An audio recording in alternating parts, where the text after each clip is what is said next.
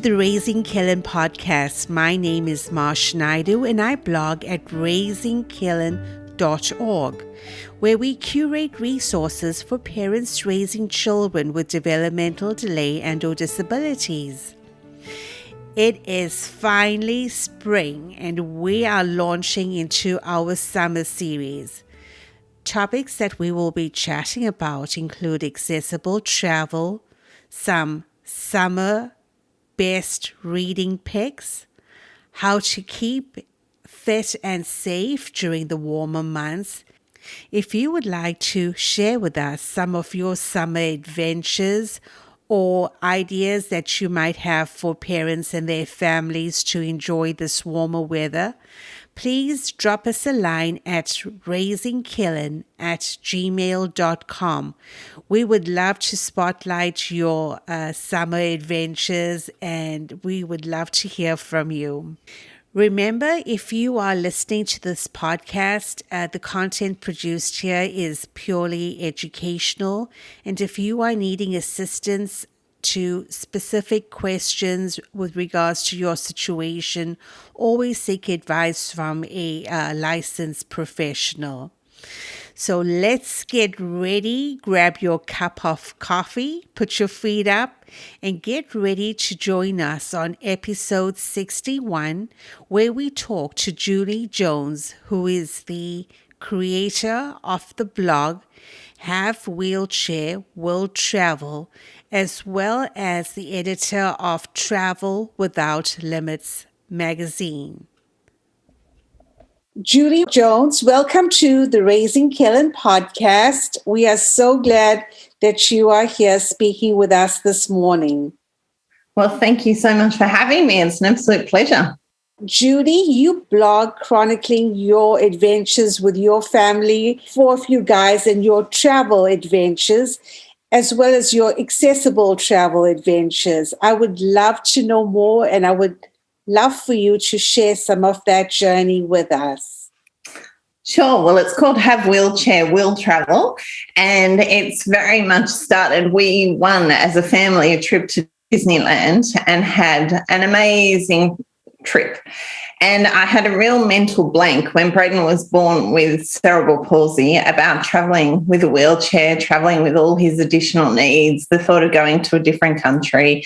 So we started off very locally. And then when we had that trip to Disneyland, it was just so liberating that I really wanted to share that joy with other people and tell them how we did it and hopefully empower them to do the same. So we started off with a very small idea of just sharing that trip. And then we found that there was a real need for that kind of information and people that really, took heart in knowing that it was possible we had done it. And so that was where our journey began with the website. And as time has gone on, I've learned more about other people's needs and try and accommodate those within the reviews that I write. I very much try and work with the travel industry to help them understand better what is needed for people to be able to travel. And I have a background in the travel industry. So I think that helps bridge the gap between, a family with needs as well as understanding what the travel industry, needs to be profitable, and they just need to have a better understanding of what families need. Were you a travel agent before your family, you started your family? Yes, so I always imagined that we would travel. I was working as a travel agent. My parents had taken me traveling when I was 9. We'd traveled for 6 months in Europe and Egypt, and we'd had just, amazing travel. So I always imagined that it would be something that we would also do as the family.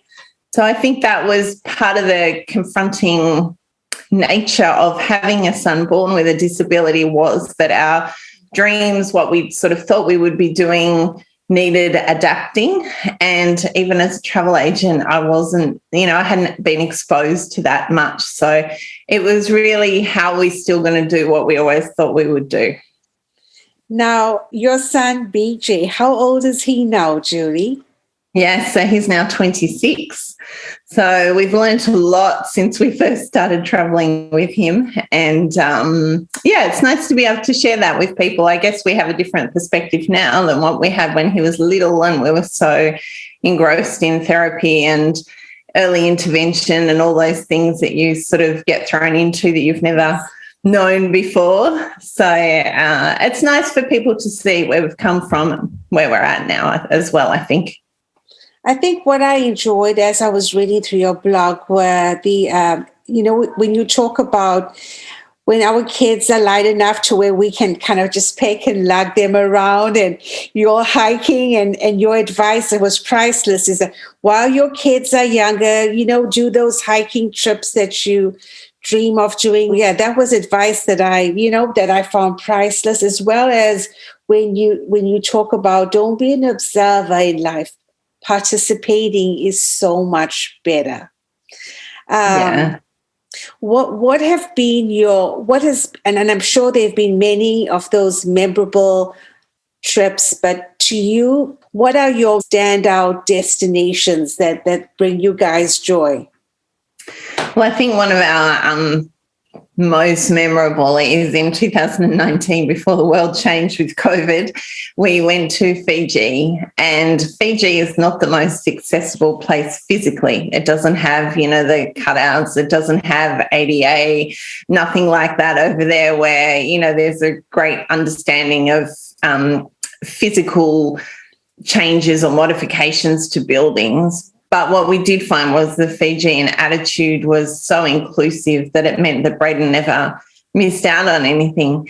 And I think we all knew that we would love Fiji as a destination. My husband and I had been there many times, but I always researched trips from the point of view of not just what the destination we would like to go to is, but very much a case of where can we all have a really good holiday? Where can we sort of bond as a family doing activities, all four of us?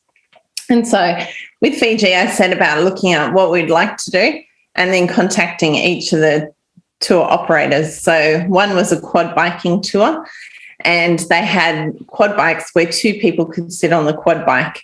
Now, Braden's a wheelchair user, I should say. And although he's quite physically capable of sitting, say, on a couch or on a chair, he really does need to be strapped in. So a quad bike was a dream, but we weren't sure whether that could be a reality.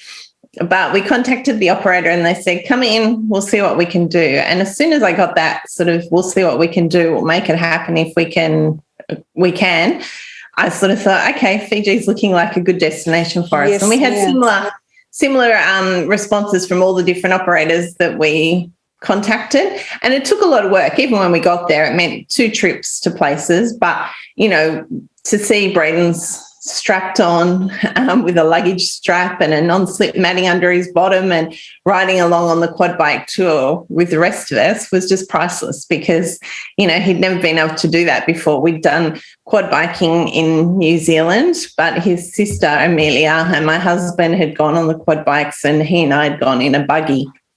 So he'd still been involved, but he wasn't doing the same thing. And I think that was what was really special about Fiji. The Fijians were there to lift a wheelchair. They were there to lift Braden. They just, whatever it took to make sure. And they didn't make a fuss. We'd get off a boat and they'd just appear from nowhere and they'd be pushing Braden across the sand, and Mark wouldn't need to do it.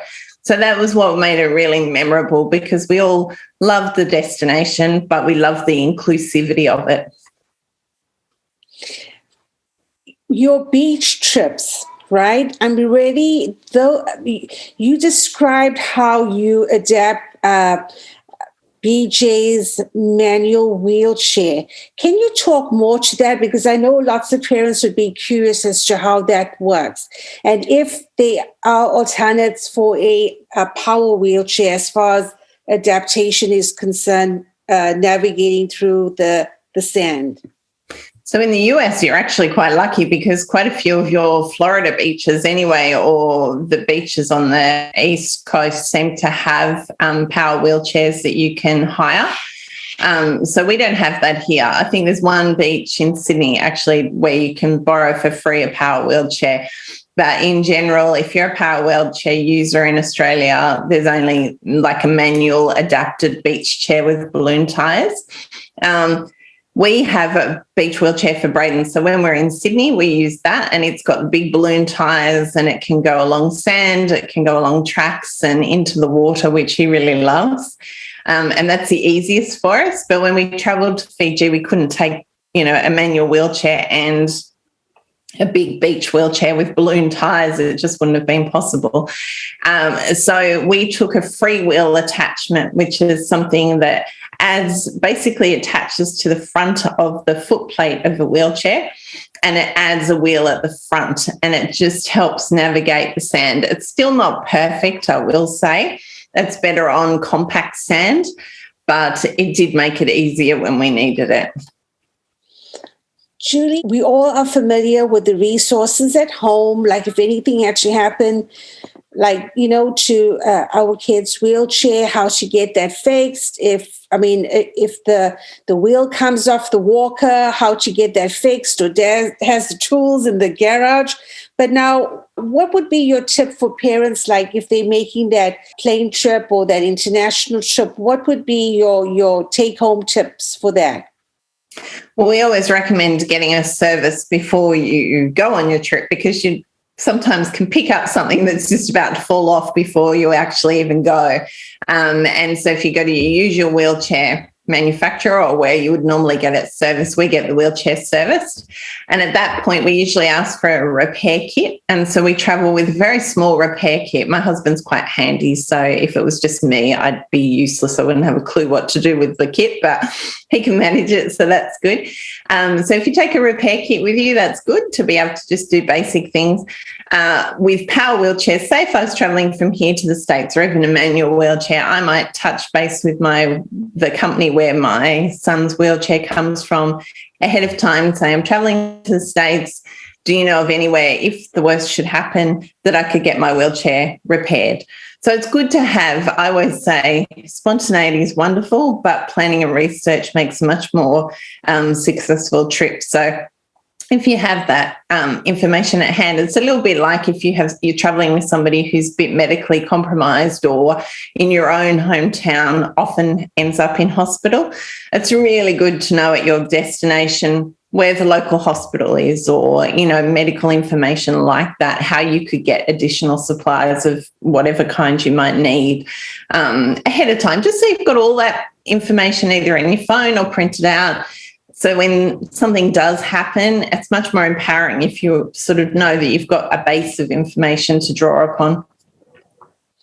In your experience, run into situations where, for example, a child was GI fed, and how parents would source something comparable once they reach their destination. Any experience with that? Most people travel with their own formula or feed or whatever it is that they need, and spares of everything.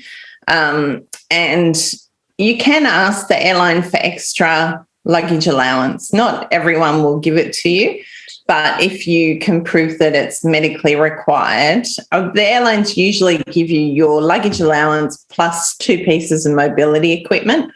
But similarly, if you need to take some kind of feed or whatever, it's really best to take it with you, unless you know that you can readily source it at the destination.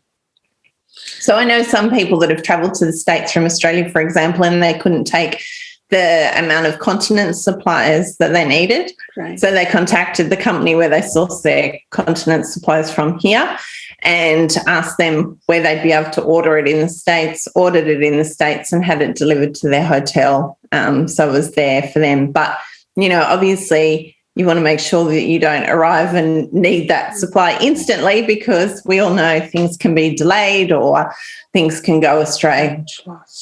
I love following Corey Lee on Facebook. From listening to his podcast as well, one thing that they do mention, that as adult travelers that have accessibility needs, there's always that fear as to whether their power wheelchair or wheelchair is going to make it safe to their destination. And there's been talk about perhaps allowing the power wheelchair on flight. What are your opinion? Is that something, because you guys live in Australia, is there any kind of move towards that, Julie? Or I think the All Wheels Up movement in the States is probably the most powerful, and I know Corey very much supports sort of the work that they're doing in that space. I feel we're still a long way off, just simply because of the logistics of it. If you look at it purely from, as a wheelchair user, everyone sort of just wants the wheelchair to just be able to click on to the aircraft just as it does, say in a bus. Yeah. But I know we wanted to take a cushion to sit under Braden on a flight, and we happened to mention it to the airline, which probably we shouldn't have, but we did. And they said, our engineering department will have to check it all. So what would happen in a crash? How does that alter what happens? So I suspect that as much as we'd all like it to be a very simple fix, it's not. I think that it isn't a simple fix because of the variance of wheelchairs. Everyone's wheelchair is a different size. Everyone's wheelchair will probably perform differently in a crash. The postural support, all those things need to be taken into consideration. In saying that, I don't know that the airline industry is motivated enough to fix the problem. So that would be the downfall there in the project. But I think it will come eventually, but I think whenever we don't have bathrooms on the airlines that are big enough to, accommodate somebody using a wheelchair or somebody needing a companion to go in and help them toilet, we're a really long way off, because that would be a much simpler fix than putting wheelchairs on flights. And I think there's going to be limitations as to how many wheelchairs you can have on a flight, things like that. So I think it's a great goal to work towards, and unless people are working towards it, we'll never get a solution. But I do think we're probably a way off having that solved. With the little ones getting on, I know with our travels, like from South Africa to the States, what we used was Killen's car seat. Are there any other options? Like, some of the airlines offer an upper body torso harness, but it really depends on the age of the child and their upper body strength as to whether that is enough. So that's like a car seat harness that you would get within your car seat. So it sort of goes over the shoulders. And again, it means that you need to sit in a certain seat within the aircraft because it has to anchor to an anchor point.